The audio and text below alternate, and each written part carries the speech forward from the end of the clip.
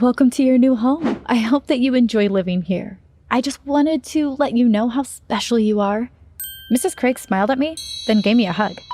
Hi, my name is Tiffany. Go and hug your family and tell them that you love them, because not everyone has a loving family. I had been back at Mrs. Silver's orphanage about a year when she called me into the office and said that someone wanted to adopt me. She said that they looked like a nice couple and they didn't have any children.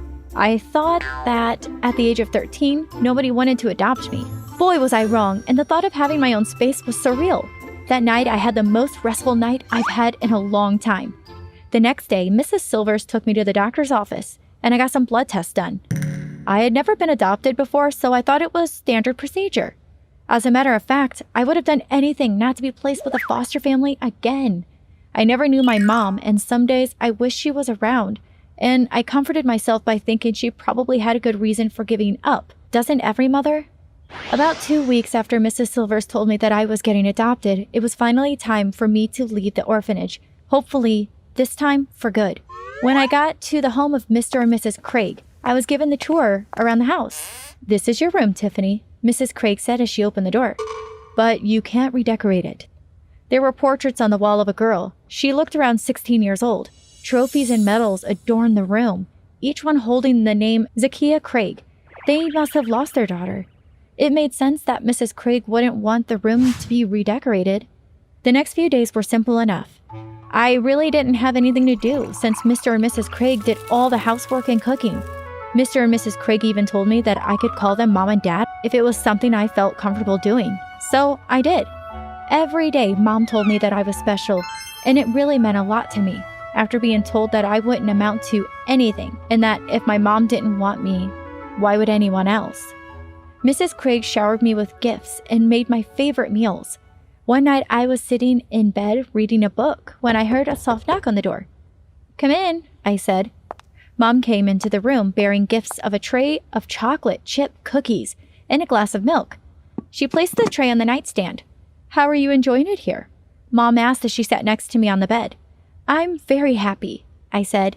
Then she said something that sounded a bit off. "You know that you're now a part of the family. And in families, we need to look out for each other. Sometimes that looks like sacrificing a part of ourselves to help other members of the family." Before I could respond, she kissed me on the forehead and exited my bedroom. The next day around 4 p.m., Mom turned to me and said, "Tiffany, honey, I need you to get dressed. Dad and I have an outing that we would like to take you on." I was excited. We really had not been to anywhere besides the supermarket, and I was happy to see walls other than that of the house. We left the house around 5:15 p.m., and my excitement faded when I realized the tension that filled the space within the car. I felt as though something was wrong or was about to go wrong. After a very quiet 2-hour drive, we finally pulled into the parking lot of St. Andrew's Private Hospital. I followed my parents in, and they led us to a room that held one patient. The person in the bed was hooked up to tubes and machines.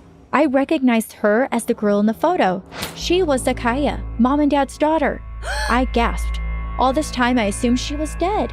Why didn't they ever mention her to me? A man in a long white coat walked into the room and interrupted my thoughts.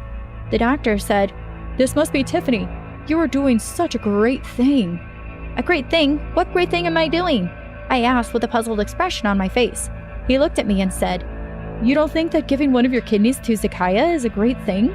Mr. and Mrs. Craig were very lucky to find a match." I placed my hand over my mouth and gasped as my eyes grew wide in disbelief. When I did speak, my voice shook. "A kidney? Nobody told me anything about a kidney." "You must be mistaken. I'm Tiffany, Mr. and Mrs. Craig's adopted daughter. I'm not a kidney donor." The doctor turned to Mr. and Mrs. Craig as he completely ignored the words that were just spoken and said, "We have Tiffany's room all prepared. Zakiya is able to do another surgery, so the surgery will take place tomorrow." He nodded to my parents and exited the room. "Mom, please don't let them do this to me," I pleaded. Mrs. Craig was no longer the sweet, loving, adopted mom that I knew and grew to love. In her place stood a cold and harsh woman who grabbed my shoulders roughly and snarled, "You have 2 choices, Tiffany. You can 1, do the surgery, or 2, go back to the orphanage and let them put you in another foster home, and this time I'll make sure that you stay there." She let go of my shoulders and smiled at me as the nurse entered the room. Remember, we are now family, and family makes sacrifices for its members. As I sat in the hospital bed dressed in hospital garb, tears flowed. I decided to do the surgery. I did not want to go back to foster care. If giving a kidney meant that I would never have to go back, then I guess I was left with no choice. The next morning, I was wheeled into the operation room around 5 a.m. After surgery, I was in and out of consciousness.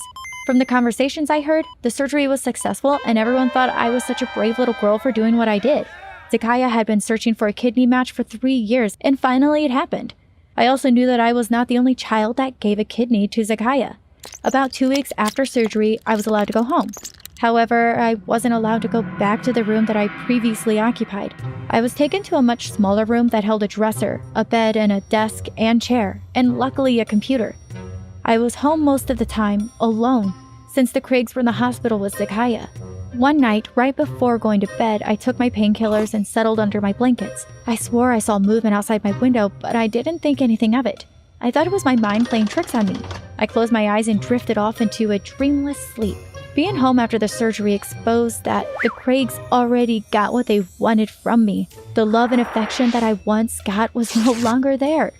Once Zakaya was in the clear, my new family completely forgot about me. It also meant that privileges such as watching TV with the family and even going out to dinner with the family was no more. I now became the outcast. This meant I spent most of my time in my room, surfing the web and watching movies. I only left my room when it was necessary. It somehow became my solitude. Once when the Craigs went to dinner, I was in my room when I heard a tap, tap, tap coming from the window behind my drawn curtains.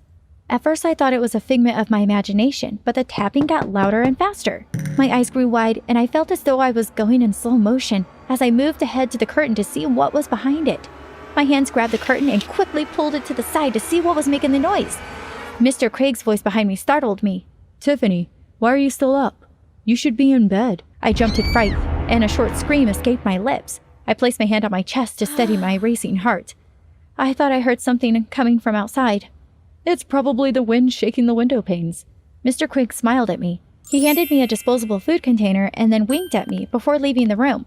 If it wasn't for the small, humane gestures of Mr. Craig from time to time, living with the Craigs would have been unbearable, especially since Zakaya inherited her mother's charming demeanor. Over the next few months, I felt as though someone was constantly looking over my shoulder, but every time I turned around, nobody was there. So walking to and from school was quite nerve-wracking. Once while heading home from school, I guess I zoned out because one minute I was crossing the road and next I was being tackled to the ground before a car zoomed past. Before I could regain my senses and thank the person who saved my life, they just disappeared. One evening while watering the plants, I heard a noise from behind the tree. Now, if you are thinking that I went to check out what that noise was, I didn't. I dropped the watering can and ran inside the house. The Craigs were out for the evening, so I ran through the house frantically, making sure all the windows and doors were locked. Next, I ran into my room, locked the door and hid into the closet. But after about 10 minutes, I heard the same tapping noise on the window behind the curtain. Tap, tap, tap, tap. I felt as though with every second that passed, it grew louder and louder until it was the only thing that I heard. I came to the conclusion that this was how I was going to die. I gingerly opened the closet door and walked slowly towards the curtain. I expected, or rather hoped, Mr. Craig would walk in like last time, but that didn't happen. I peeked behind the curtain and I was astonished to see what was outside my window making the tapping sound. It was a woman. My jaw dropped. It was a woman who looked just like me, but of course older. She wore a black coat with a hoodie. Mustering all my courage, I moved the curtain to one side and looked at the reflection of myself outside the window. The woman smiled and I noticed tears swell in her eyes. "Hi, Tiffany," she said. "I'm your mother." She said she got pregnant when she was 16. On the day that her baby was born, her mother placed the baby up for adoption. She said that she had been looking for me for years, but every time she found me, I had already left the foster care I was in.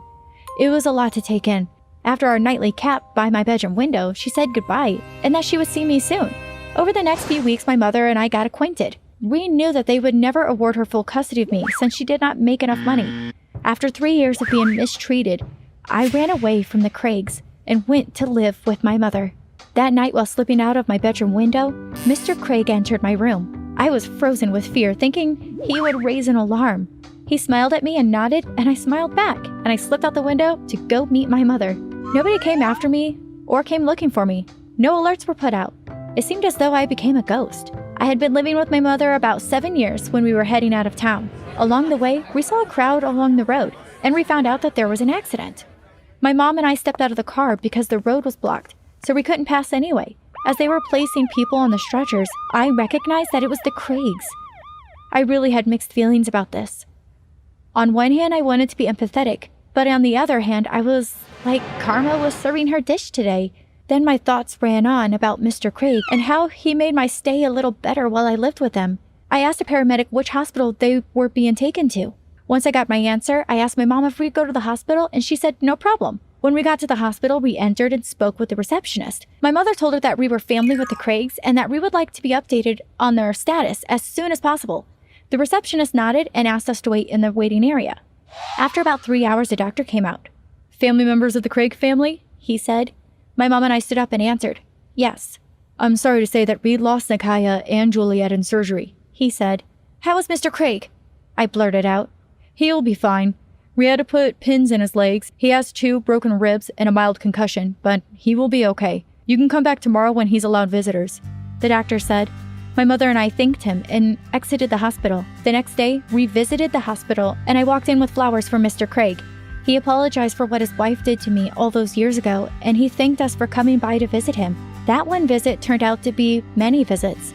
My mom and I helped Mr. Craig any way we could, including helping him to and from therapy once he got out of the hospital.